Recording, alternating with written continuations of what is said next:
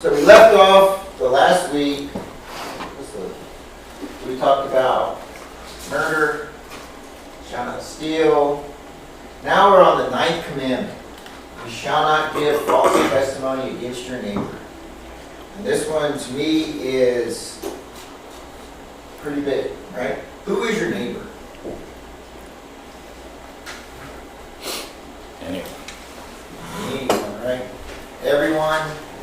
You know, God, we all came from Adam and Eve, so we're brothers and sisters in Christ, so everyone is our neighbor. So when they say neighbor, that's everybody. Doesn't matter. And most people think this don't give false testimony maybe applies to courtroom. You know, that's what generally it was for. If in the Jewish tradition, you had to have 2 eyewitnesses to confirm that it was a crime, and you don't want to give false testimony.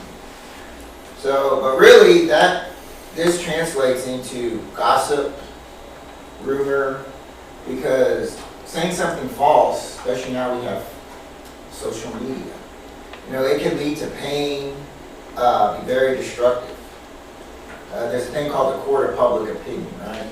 That's one thing, when they go to court cases, they're trying to get out the gossip and the rumor so it spreads, so you get the public opinion. It might not be true or not true.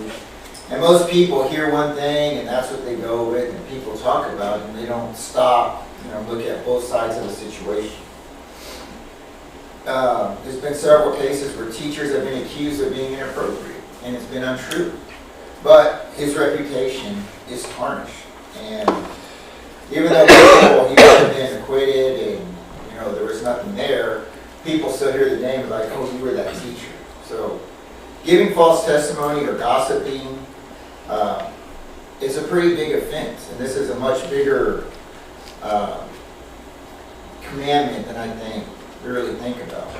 Plus, you can also get the telephone effect. I love that. Terry tells me something about Michael. I go to Linda, hey, you know what Terry told me about Michael? And then Linda tells Russ tells Ryan, and then Ryan tells Calvin, and then y'all are saying it gets exaggerated and it gets changed the whole time. So whatever I originally said is like, Michael likes Scooby-Doo, and then, get something to, Michael watches Scooby-Doo cartoons, and, all this stuff is different. You don't talk to this big thing, and in the end, Michael's mad going, golly, what the heck happened?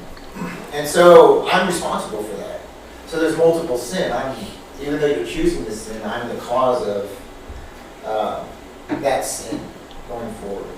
And it can be embarrassing, like I say, destructive. So, kind of covered what I feel is false testimony today, but is there anything else that we feel is giving false testimony? And the stuff that is, how do we avoid those traps? Things. What?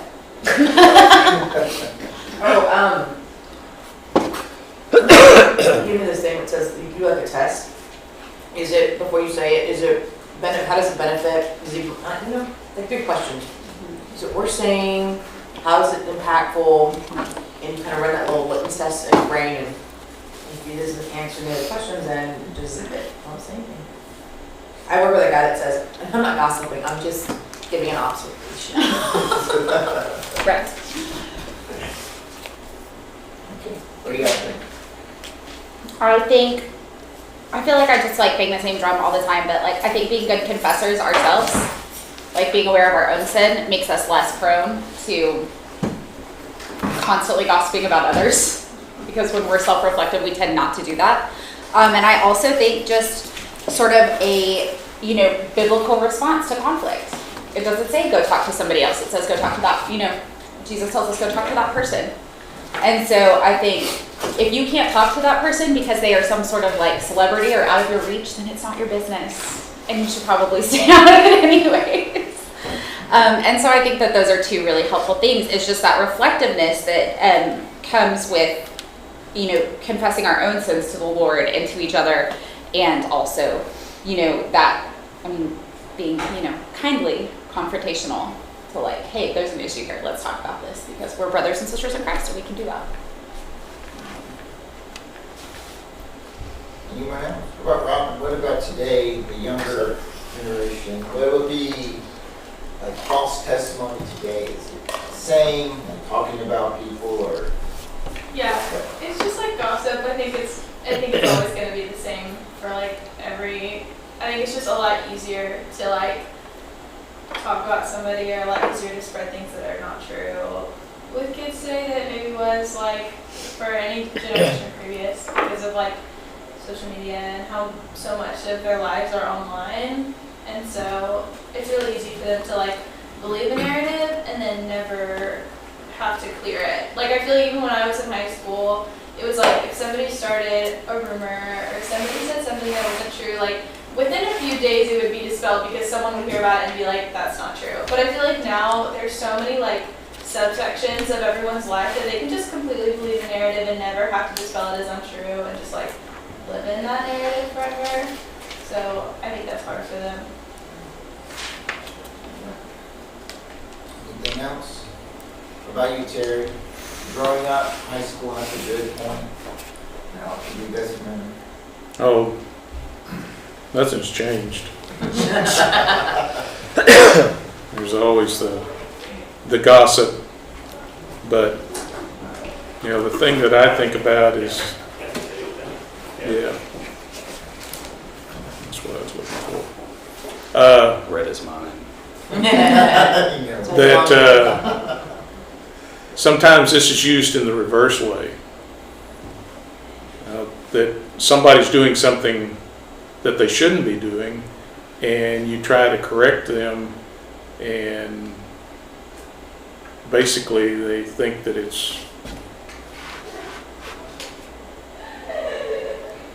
they want to use this "don't bear false witness." Oh, that's not what I'm doing. So it's I keep going back to the fact that this is our guide, and it's one of its benefits is to be used for reproof. So you got to be careful about that. You got to be sure that you know that the person is straight off the path and trying to bring them back. But I don't know. That gossip and that is it hasn't changed since I was a boy. Well, one thing too, so going into this, remember we talked about Exodus 20 says the Ten Commandments, and the next couple of chapters are the kind of case law for it. So here's what God says, a little more detail about what he meant. So Exodus 23, 1 to 4.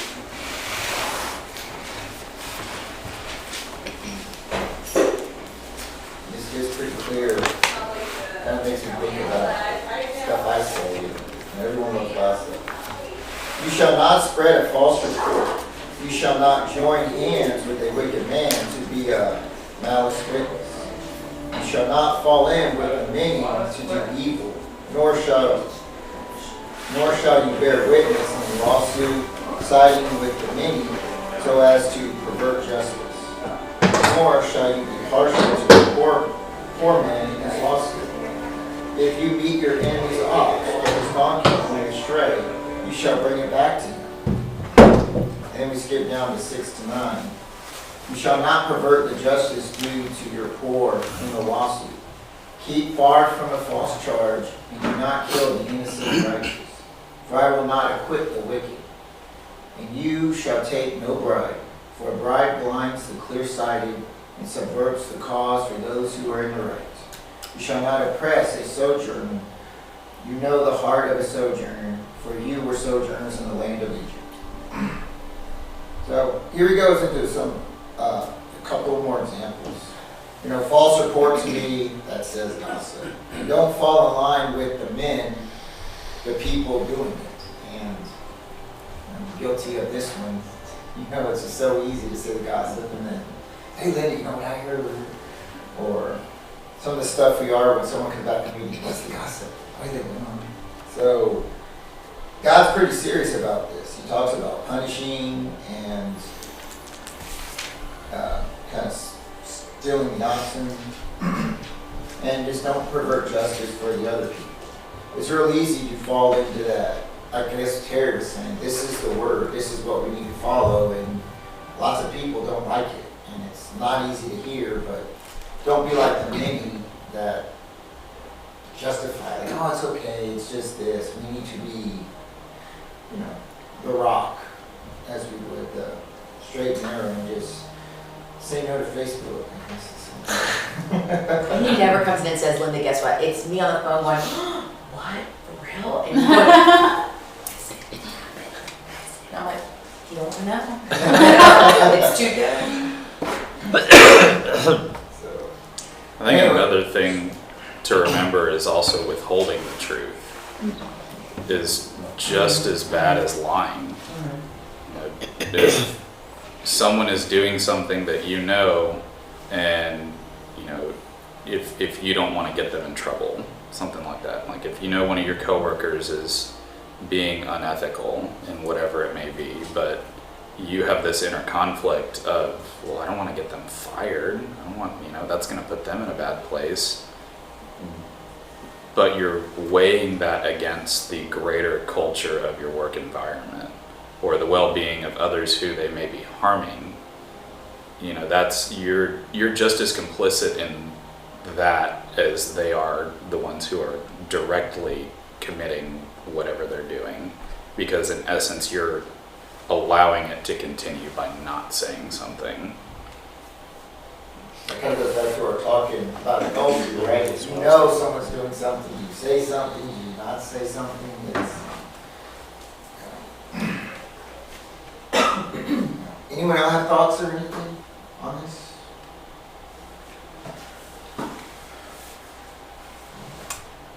I have a question. I don't know, so what you said is bearing witness to something that you see with your own eyes and you have a conflict inside you, right? So it's kind of bearing witness, whether or not you will bear witness. Mm-hmm.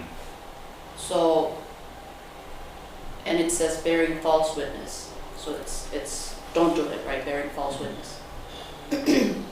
So maybe I'm just confused.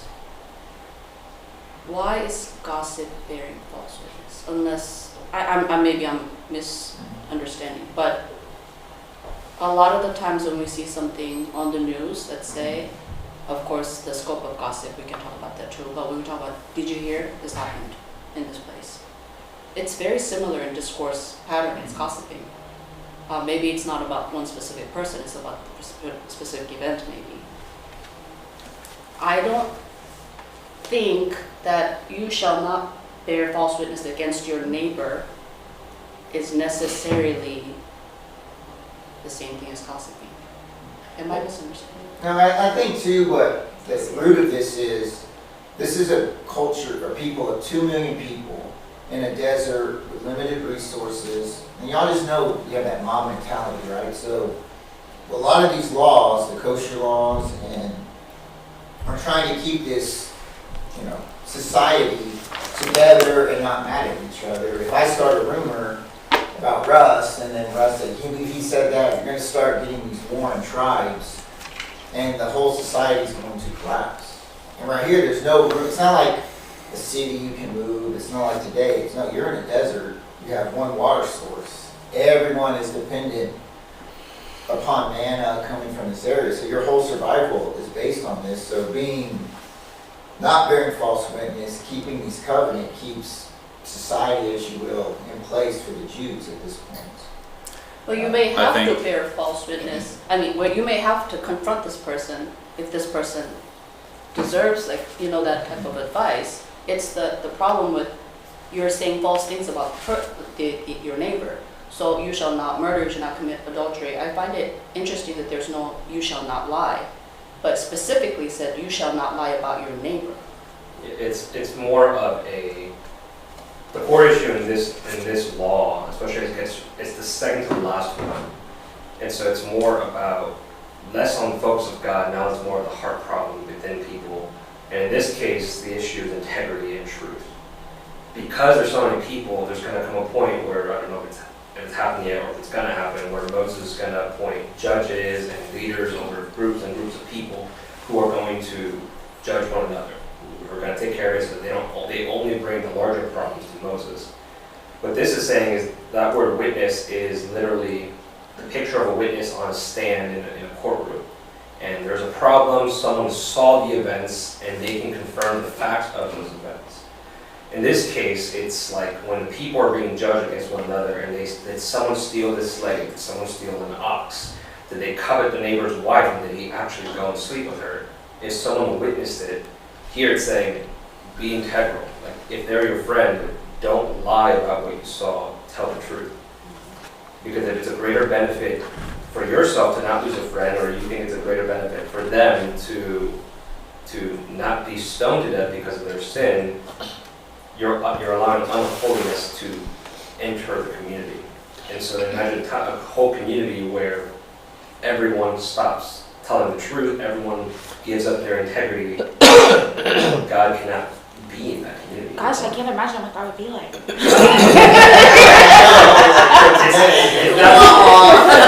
It's not much, the actual, like, I would say there's not much gossip in of itself, because you can also have good gossip. If someone does a good thing and that spreads around in the group, that's a good thing. It encourages everyone to say, wow, like, hey, you're honoring someone for the good deeds they've done, as well as it encourages other people, for those who don't know what they did or who they are, and encourages them to also do it because they realize the effect it has in the community. So gossip by itself is not evil, it's the intent of the heart. Are you looking to deceive others, and for your sake? Are you looking to deceive others for someone else's sake, but in the end it's still deception? Or is it a matter of integrity? Like when someone's speaking of someone else, are they giving a good report about them? Are they looking to build them up? As later in the letters of Paul will say, we build each other up and not tear each other down. Like that is the heart of a community. So in this sense, the language is very legalistic. Like, do not give a false testimony of what you have seen in someone else, or for someone else's life, or even if you haven't seen it, don't give a false testimony for your own sacred good. Maintain your integrity. Be a holy people. Tell the truth. I think So it is about don't lie. It is about the Okay, okay, it is not lying. So I can understand it as don't lie. Yeah, look at, But it is in that sense I of, think it's broad. It's a broad. but like yeah. But in that sense of a matter that needs judgment, because you're not the one that the matter's about. This is about your neighbor or about someone that you know. So I mean, it's not just lying in a sense of lying. It's lying in a sense of perverting justice. In a matter, yeah, that would be the more accurate way. So if when I was a kid, my mom came up to me and asked me, did you or your sister hurt this child? Because there was a kid crying. This is a true story. My sister was pointing the finger at me, saying he did it, which I really did. But in the moment, because I was scared, I didn't say anything.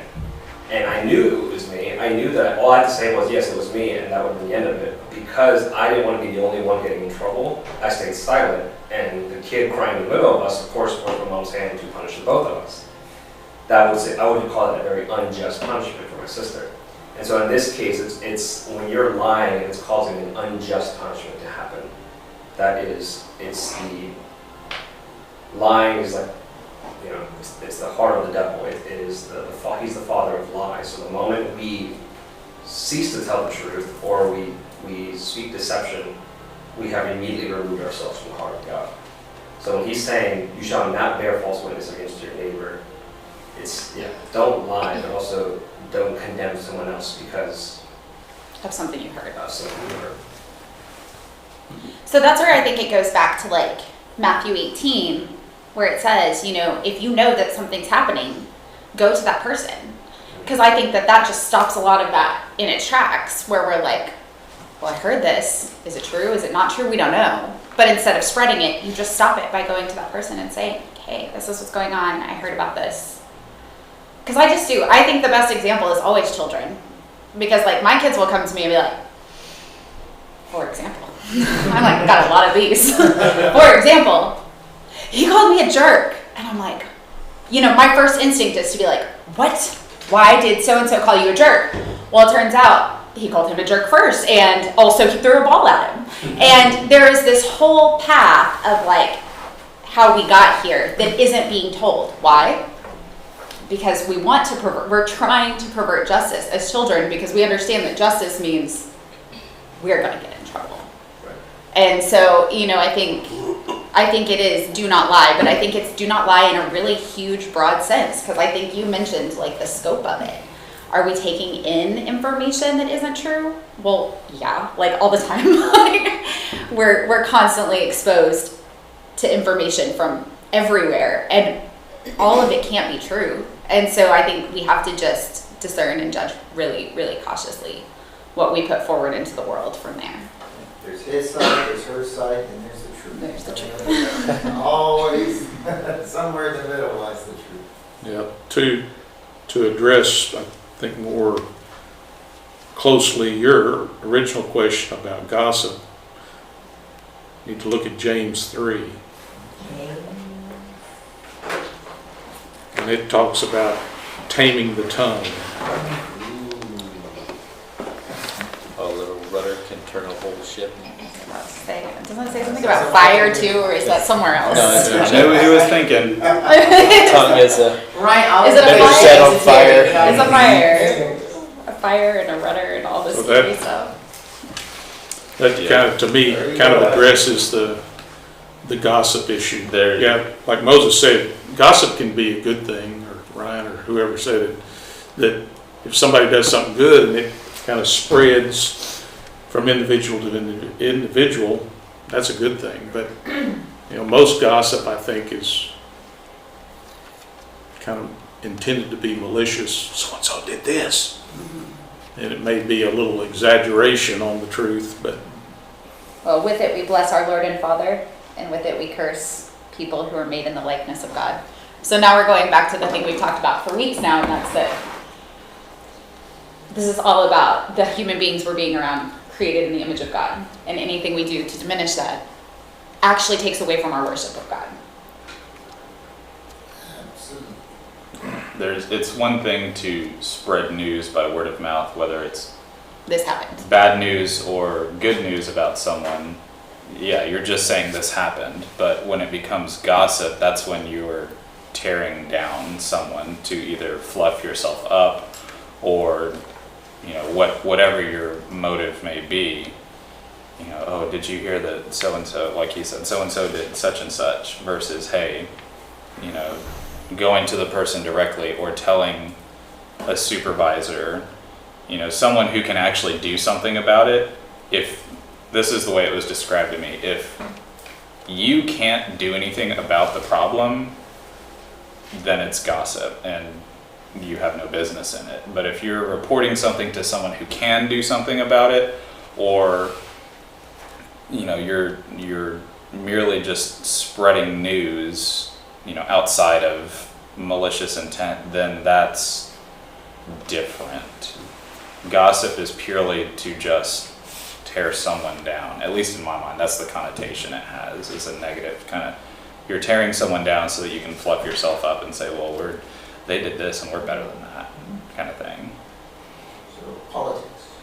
Yeah. Our leaders. Not just politics. So gossip is interesting to me because there is studies after studies after studies how kids bond by gossiping. Like it's part of the socialization they report. Really? Yes. So they would say they would get together, they would talk about somebody else, and then that's how they bond. And it's not like they do it almost automatically. Like it's a socialization process. So there's reports of that. And when I first read that, it's like, because I have an idea of gossip, it's about the intent. It can't be good. And I read the reported studies, and I thought, wow, it's really deep. Like the problem. And thus was born the Real Housewives franchise.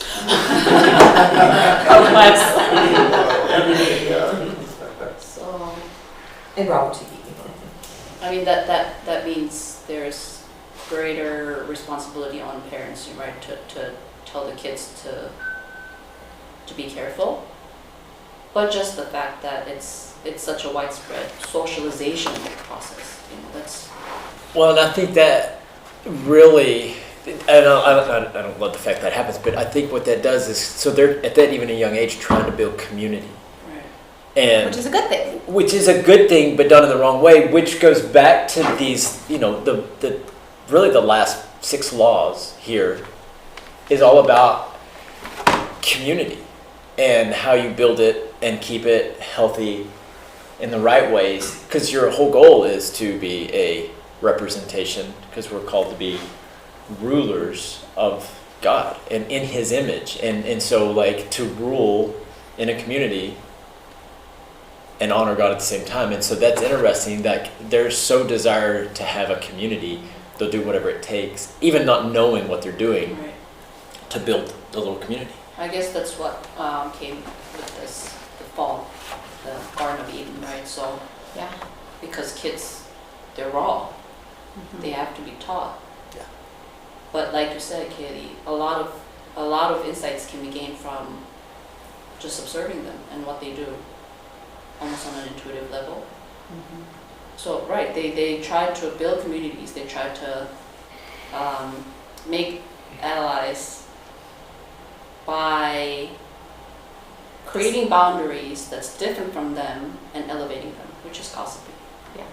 And it's effective. It is very effective, which is why junior high But is that's welcome junior high. horrible. That's why it's horrible. There's And not perhaps enough money in the gossip world. that's true doesn't necessarily fall under the 9th commandment, thou shalt not, bear Yeah. false witness, but it more falls under the 6th commandment of do not murder.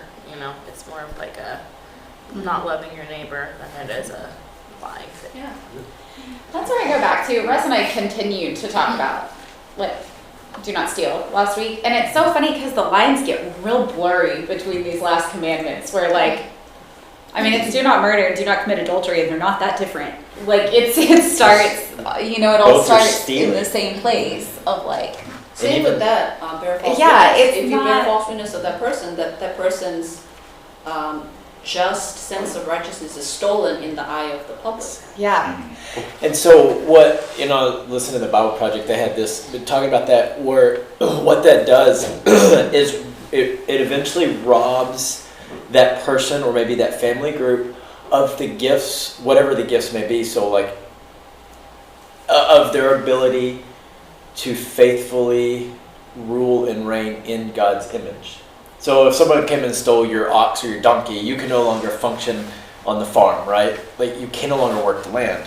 And so now you can't function this way. If someone steals your dignity or lies or bears false witness, you have been tarnished in a way that like it makes it difficult for you to do the thing that God created you to do, which is to rule and reign on his behalf and in his image.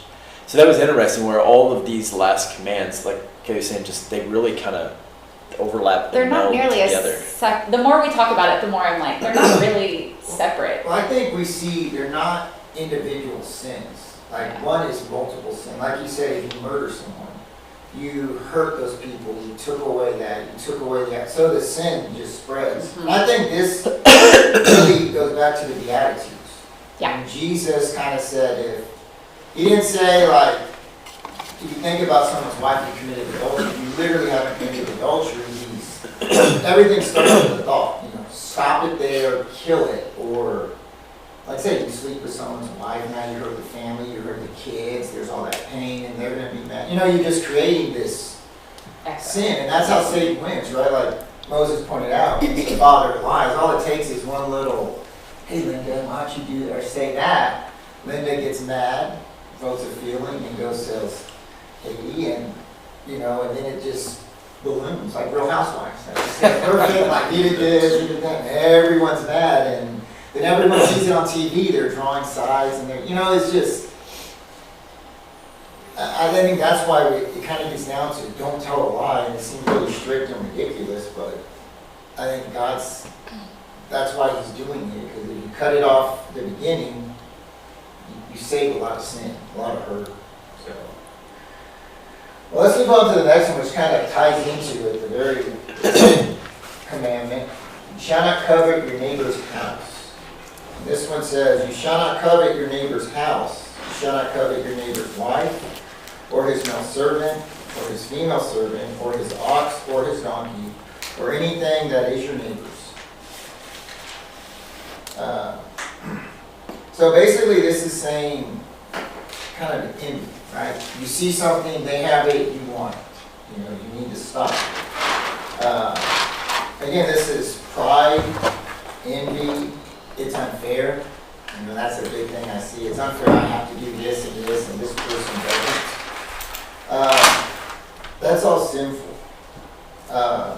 Remember, God gave us certain gifts, abilities, and put you where you are right now for a reason. And I think that's, we kind of have this, you know, we always want more, we want to do more, but really God put you here for this mission, in this situation for a reason. And the counter to this is you always have to think, I try to think of it, no matter what happens, okay God, what can I learn from this? How can I become a better Christian? How can I draw this closer to you? And that's the point, because he knows us. I'm stubborn. I have you have to like smack me in the head or have something really dramatic for me to like, oh, okay, you're right. That's the way I am. That's my personality. So and we're all different. Some people you can just say, oh, that makes sense. I wish I was like that, but you go back. So this is what coveting is, you know, you want it, but you're not thankful for what we have. I mean, I even say, someone made this point, I don't know who said it, but no matter how bad you think your life is in this country, there are literally billions of people in this world that would swap places with you in a heartbeat. Because as Americans, we really are blessed. We have a safety net. There's lots of people fighting for food, you know, fighting to keep their children. You know, there's just horrible stuff out there. Look at Ukraine, right? You see the pictures of, you know, mothers with babies where they're dropping off stuff at the subway, you know, to help them. I mean, and, you know, we complain, oh, my car's broke. I don't have a Mercedes. I drive, you know, they have this and I want this. And, oh, that person has, you know.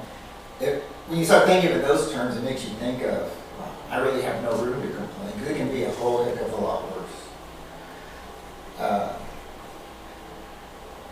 think the primary issue is that it goes back to not completely trusting God. There you go. And you're looking at other people's things No, I didn't see and saying like, man, they have that and I don't. Whether it's, you know, a physical possession or their wife, their husband, or, you know, whatever it may be, and you're saying, man, I want that. That's the root of the heart issue that then leads you to murder or steal or bear false witness so that you can then have what they have. And I think, like I said, the root heart issue is not trusting God in his provisions for you. When he says, you know, I'll look at the birds, you know, they fly around and chirp, and how I provide for them and how much more you're worth and how I'll provide for you. So that, I think that's, at least for me, how I interpret it, which means nothing. No, it does though. Hold on. I'm gonna justify you right here, because when he was talking about the word covetousness, I went and looked it up. And it means desirable. Mm-hmm. And the second time it's mentioned in the Bible is Genesis 3:6. So the woman saw the tree and it was good for food. It was pleasant to the eye. A tree that was desirable or coveted to make one wise is literally like reflective of the garden narrative. Are we going to choose the tree of good and bad or the tree of life? So it really is like all the way back to the very first question. Do we choose what God has for us? Or do we choose our own way? Do we trust God or not? I mean, that takes it all the way back to the very first choice of like, yay or nay. It's the same, it's literally the actual same word.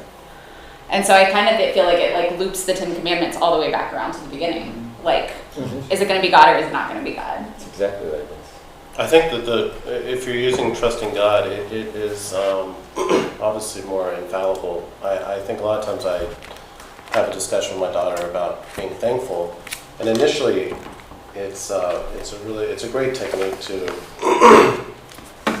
you know, she's not really coveting. Well, she probably is. I mean, like even kids see other kids have things hanging from their backpack, or they find even when they wear uniforms, they find small ways to. So teaching her that lesson's been really helpful. But the concept of there's people who have less, which I tell her to.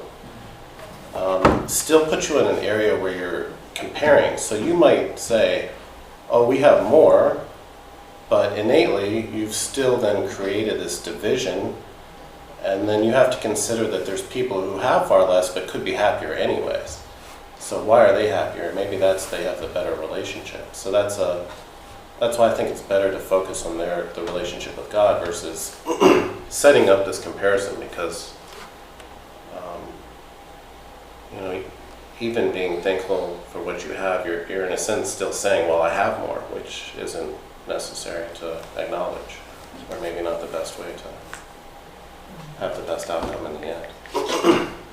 And I think too, remember, the grass may look greener on the other side, but it's still gotta be mowed. And a lot of our perception of what we see is a false narrative. You're putting up a facade. I mean, you look at these celebrities, you think, oh wow, what a glamorous life, but they end up in divorce. Well, the thing we're really hungry for, right, is connection.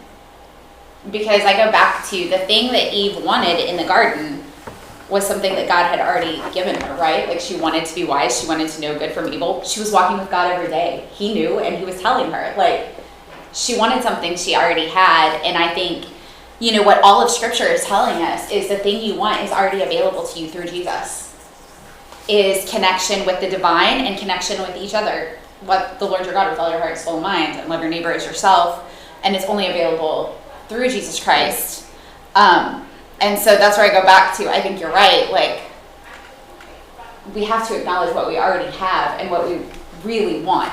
And we're just trying to fill the void with the houses and the cars and the ox and the donkeys. Whatever, you know what I mean? What I tell the kids is that everyone has a God-shaped hole. Yes. And we all try and fill it with things that aren't God-shaped until we finally realize that it's a God-shaped hole and we start filling it with God. Well, that's where, and I agree with all you guys, where it's cyclical, and this ties back into the first commandment. But when you read, when you get into Psalms 37:4, it says, delight yourself in the Lord, and he will give you the desires of your heart. And therefore, like, if your desires are not of the Lord, then you're going to start desiring all your neighbor's stuff, whether it's his wife or husband or Mercedes, whatever it is. But if you go back to the very first commandment, make no other gods before me, then the desires of your heart will be for him. And it's everything, yeah. It just made full circle. Listen to what Paul says in his letter to the church of Philippi.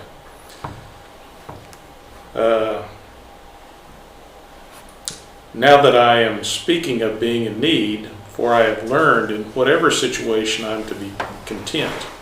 I know how to be brought low, I know how to abound.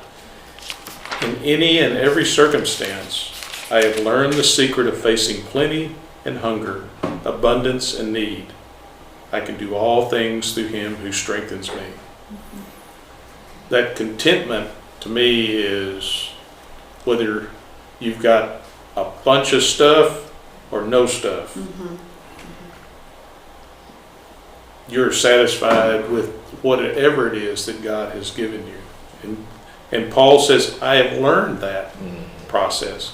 It's not just something that we kind of fall into. And I just say the worst thing a parent can do for a kid is leave them a bunch of money. And we all see how that plays out. You think you have everything, but... You don't have any money? Man, you're really blessed. That's what he said. I've already blessed him.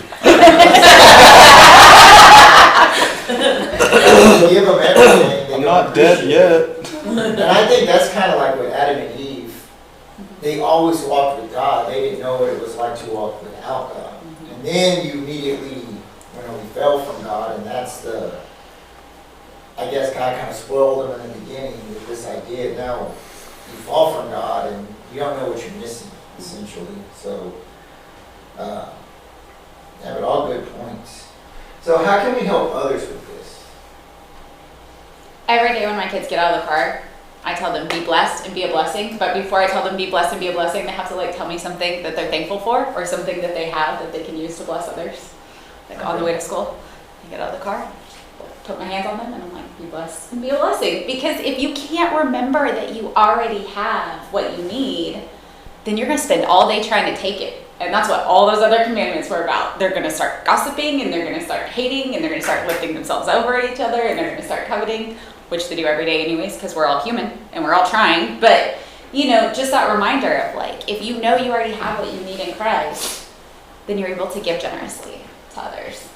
I think social media makes this incredibly difficult because, especially for younger people who are either just getting into Facebook or Instagram or whatever, they don't understand that what you see is such a small glimpse into someone else's life that is just the good things that they want people to see. And everyone has, you know, the skeletons in their closet, and they don't post them on Facebook. And so you see these idealized parts of someone else's life, and well, they're younger than me and they bought a house already. Why can't I have that?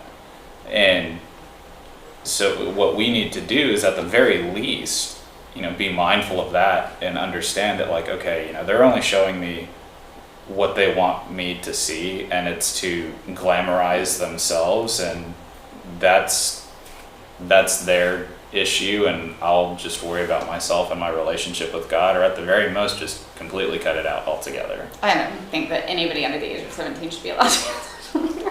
But they know it works their race, their studies. Yeah, even when they post something like, I'm so sad and depressed today, I don't want to talk to anybody, then why do you post it? You know what I mean? Yeah. Like, it's the motivation behind sharing good and bad. I don't understand. I mean, I don't understand like what's the norm here, but the mechanism behind you posting things is essentially you're screaming, look at me, like just To get notice attention. me. Yeah, notice me. And if kids can see that, right, then it's like, okay, maybe not all of it is what it seems. There's something more. Yeah. So that brings up a question, because you brought up these studies, which is, I don't know, it's not the right question, but what's worse, young kids using gossip to build community, would that be better than teenagers using social media to build up really kind of a false community? Because those teenagers become adults. Well, I'm just thinking one becomes a real community, like actual people, and the other is like virtual. I mean, they're both bad in one sense, but you see the same things happening where young kids are using Okay, gossip. I'm arguing. I think the channels are neutral. I don't think social media is neutral for kids. We know that that's not true. I do think the internet as a way to connect is neutral, and I'm only saying that because I have real life friends No, I'm that not I saying made that. in I'm very just saying lonely that seasons. from the bad, on the bad side. I'm just looking at both bad, and obviously everybody needs the Lord as the end all be all. But I'm just saying, when you look at that, both are bad. But one generates like actual, like there's actually people in a group. I don't know. Well, it's like, I get what you're saying, because I see that. Like, there's the ability to communicate with anyone around the world near instantaneously is in of itself a good thing. Like, it brings us together, but then what do we use it for primarily? Yeah, so I think the channels Or, are neutral, people you know, aren't, stuff is like the that. problem. Yeah. It's not the heart of social media that's the problem. It's the heart of man that's wicked above Yeah. all The others. user. It's a user error. There's just as much a sense of community in online community than there is in real life. And, you know, obviously I personally would rather have this, but, you know, I've enjoyed forums in the past where you go online and talk about games or paintball, because I did a lot of paintball forums when I was a teenager. And even now I'm in a Forerunner group on Facebook where people will, you know, all across Texas will get together and go to events and actually meet each other and go off-roading together and, you know, hey, I'm having this problem, can someone help me out? Like, it's not like you're saying, the channel isn't the issue, it's how people use it. And that goes to our heart condition. You know, are we using this great ability that God has given us through our understanding of technology to communicate with people, to glorify Him and further His kingdom here on earth? Or are we using it to tear people down and So just as you're saying those Yeah. words, right? Like, look at the historical church, the exact same thing that you said. Like, it's a community, it's a neutral channel in and of itself. It can be used to build each other up and build community and make us more Christ-like. And it can also be used to tear apart entire communities and cultures, and has been historically. I mean, the church has not always fallen on the side of good in building community. And so that's where I go back to, I think the channels are neutral, and I think that that's why we have the books of the law, and more importantly, obviously, the gospel, that we just have to keep returning to. Yeah. Because otherwise we're going to return to our natural state of like obliterating each other to build community. God has given us a lot of things that can be both blessings and curses, and it depends on how we use them and how we let them either control us or how we control them. And that's, we need to keep a sober mindset on, okay, Facebook can be a good thing if we let it be a good thing, but it can also be a very evil thing if we let it be a very evil thing. That's several other examples like that. So to go back to how can we help others not covet, especially in a world that is largely built upon digital communities, what's the answer? I have trouble. I'm not big. I don't like social media. I mean, it was a long time ago. I got rid of my Facebook, everything, and instantly I felt my life get better. So it's hard for me. I have a different viewpoint. I understand how people use it. There's people who are in a situation where they don't have maybe an outlet, or that is their outlet, and that's important. But then I question myself: are they in that situation because of social media in the first place? Are you stuck in your house because that's what the digital community has created for you, and you have less incentive to get out? You lose your socialization skills, and next thing you know, you feel like that's your outlet. So it's a continuum, and I think a lot of times when I'm trying to figure it out, I take the two extremes. What if we had a world where it's the metaverse, Facebook, you never ever meet someone, everything's digital, versus a world where there's none of that and you have to meet people? And I'm sure there's studies on it, but I just have to believe that actual meeting with humans and talking to them and touching them has to be the better one. So I think it gets complicated. I think there's overlap. And it's interesting even what you said when you meet someone, your group, you talked, but then eventually the Forerunner group, you met somewhere. So it's like, that's kind of like a hybrid one. So there's overlaps and all sorts of things. But if you look at the two extremes, to me, there's I think what you're getting at is you can either use it as a tool to build community in the real world, or you can make it your real world. Your not as a virtual choice, but world. just kind of, no, what I'm getting at is like you said, I think there are benefits of virtual world, of social media or anything in that realm. But I don't think it's, I don't know what I'm trying to say. I think that, even Chip said for the people who have to watch the church online, that's fine, but it's important to actually come to church. It's important to actually meet. Yeah. It's just a... To answer the question, that was one thing God did when he made his laws. There were 3 festivals all the Jews supposed to come together: Passover, Tabernacles, and Pentecost. So to answer your question, yes, we are supposed to be together. We are supposed to be coveted. I mean, the New Testament this is the body of Christ, right? We're here to work together of it. So I think social media, like I said, I believe it's neutral. It can be a tool for greatness. I mean, a lot of the research and stuff I've done has come from YouTube, and there's a lot of great stuff that's like, wow, a lot of good commentary, but there's also a lot of misrepresented stuff. Well, I'm just saying, I understand it as a highlight reel, right? Like, that's basically what we were talking about with the coveting issue, but isn't that, like, most of the people we see are just giving us their highlight reel? There's very few people whose lives were deeply involved in enough to know all their junk. So then how do we deal with the coveting issue?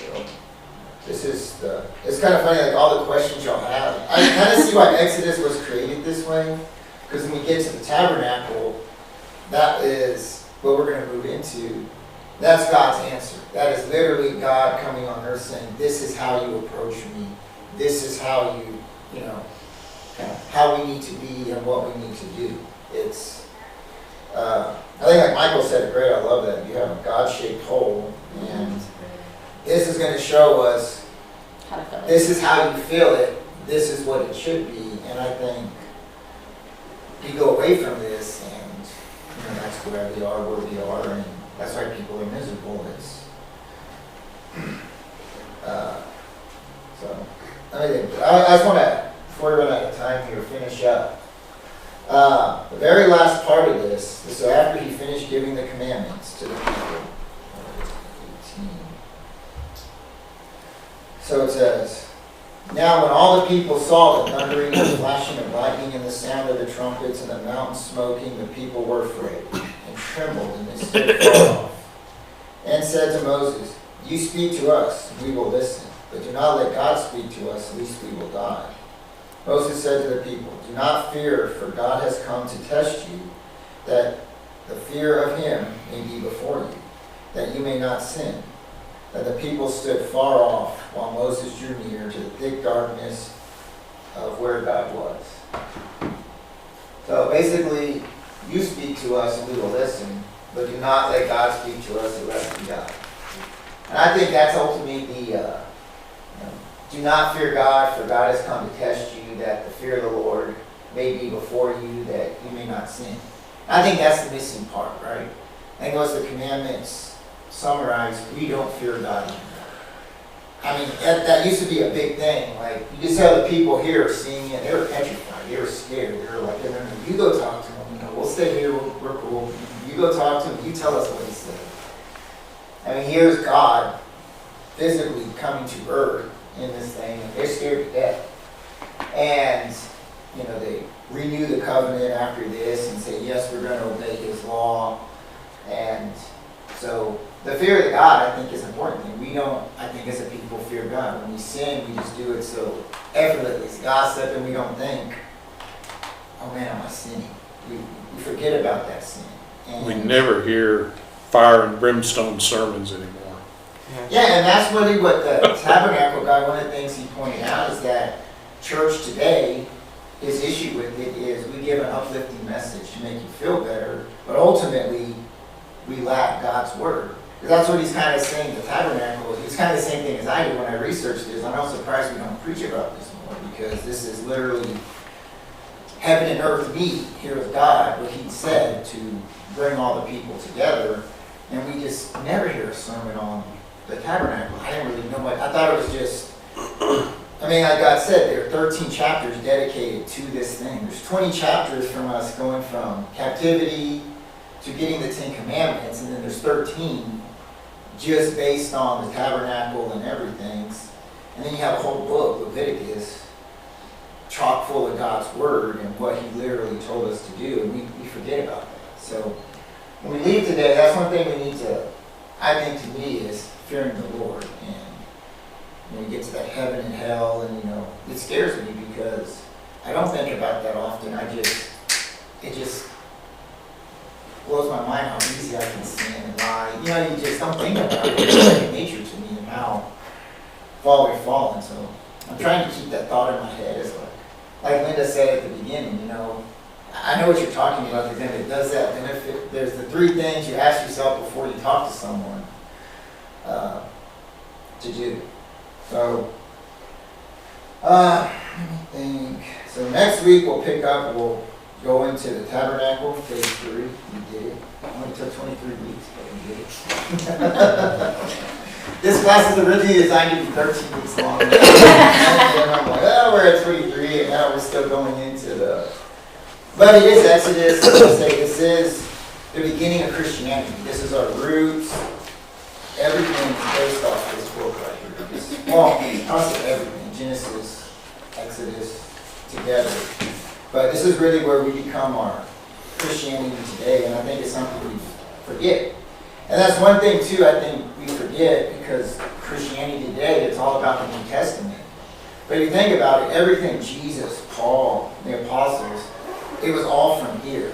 There was no New Testament. There was this. And that's amazing. You're going to start seeing, when you start seeing Jesus preach, there's subtle things he said that actually refers back to the tabernacle I didn't pick up before. Until this guy pointed it out to me. I'm like, wow, man, there's so much of the old that everything came from this book, the Torah and all the other ones. So Yeah, it's important to remember that this stuff was never gotten rid of, right? We've never gotten rid of the Ten Commandments. They've just been fulfilled by somebody on our behalf, right? So this stuff is still true, it's still applicable, and God still holds us to this standard. We've just been given the merit by somebody else because we can't achieve it ourselves. And people forget that, yeah, these standards are still here. You know, they just overlook it, like you said. I mean, you see that it all points to Jesus. I mean, this whole Testament, subtly through the whole thing, all points to Jesus, and he kind of showed it, right? That's what I was kind of saying, that in the beginning, you know, God said, don't do this. He told us, and that didn't work too well. So then he said, hey, I'm going to give you my commandments, the tabernacle, I'm going to give you this whole system to be close to me. That didn't work either. So then he sends Jesus to say, here is how you are to live, here is your example. You know, you don't listen to me, you don't bother to read all the fine print. Here's your example, and this is what we need to do. So it's all tied in, and you know, I'm excited to get into it. But that's a good discussion. Does anyone have any prayer requests for this week? You can all pray about during the week. And I know it's kind of everything we talk about, being, like all of us, our children are pretty much getting to the same age. Jada will be in 5th grade next year, and you'll have a 5th grader. Mine's not. I'll have 2 5th graders and a 6th grader. 2 5th graders and a 6th grader, and Ellie's going to Third. Oh, third. Her and Jane will be in So, 3rd. yeah, we're all getting there to where, like you said, middle school. Fifth grade. Feels so like that. And Moses is finished with seminary. I hope seminary is better than junior high. I hope the rest of your life is better than You'd junior be high. surprised they're still. Human. No, but you know, that's one thing that honestly you think, but when I went to the eco, watching with all the pastors, and they were getting into the theology, I mean, it was like, I thought I knew a lot, but I was like, I don't know what y'all talking about. I have a friend who tells me It about was her job all the so- time, and I'm like, I thought you worked with grown-ups. Like, what is happening? The best gossip would happen at seminary. You put a room full of Christians and It's so stressful. oh yeah, it's great. Everyone's got their own. Yeah, so any prayer requests this week? My sister went back to medical school, and it's like her last semester for the first 2 years, and then she starts clinicals before she moves back to the States. So if she does well, she's done the whole first leg of theory. She's actually going to be like Yay. In a room. Where's she at? in Barbados, Ross Medical University. Okay. So She wants to come back. Sounds awful. yes. I wanted Unfortunately, to go to there's not enough fast food restaurants there. Yeah, the grass is no greener, but it's still gotta be mowed once you get there. I like mowing grass. I'm sorry, I just want to say, I just want to scrapbook that says Barbados, but it's Barbados. Any other requests? You don't have any prayer requests? Endurance for May, man. Oh, no. Yeah. And summer. What are you gonna do? My favorite thing is, Nothing. It's not my problem. Go That's what we were talking about, outside. like, yeah, that's it. Me and her cousin were talking about. Yeah, we don't look forward to summer because like now I gotta keep them busy, so I gotta work, and there's nowhere for me to go during the day. or my favorite, that's what you got her for teacher appreciation. I said, she's gonna love it. It's like, this is nice. And then Yeah. comes back, she loved it. This was fabulous. Yeah. Just endurance for the end of the school. Yes. So, join me in prayer. Father God, thank you for this time and opportunity. Thank you for these people and discussions, and thank you for all you give us in this country, this community. Help us to look at your commandments and to remember the fear of God and to obey your commandments. And also, please be with Moses' sister as she goes to school. She's almost there. Get her through it. And endurance for all of our parents. It's tough being a parent of a young kid with all this social media, and it's very challenging. So give us all patience and endurance and love, and to stop and think before we speak, and just love you, Lord, as we go out there this week. In Jesus' name, amen. So does your sister know what kind of doctor she wants to be specifically, or is she still in the Say like? dermatology. Just say it. So before she wanted to be a pediatrician like my mom, Okay. just time in school has made her also like just exposed her to a lot of different areas. She's taking cardiology, she's probably taking OBGYN, like, but she does, once she goes to the clinicals and has to rotate to different clinics, then she'll know. She'll have a better idea That's more specifically what she wants to do. Yeah. She, I don't know at what point you have to decide that. Brian and I Yeah, will that- decide by the time we Well, before you get into residency. yeah, Okay. right towards the end. But she's brilliant. Like, she has the mind to be one of those directors of a hospital one day. she Like, would just do whatever. she's just, yeah. That's she's incredible. That's so awesome. I am not that. And I'm content with that. You say as you finish up your PhD. Right. We've got a lot of doctors in here.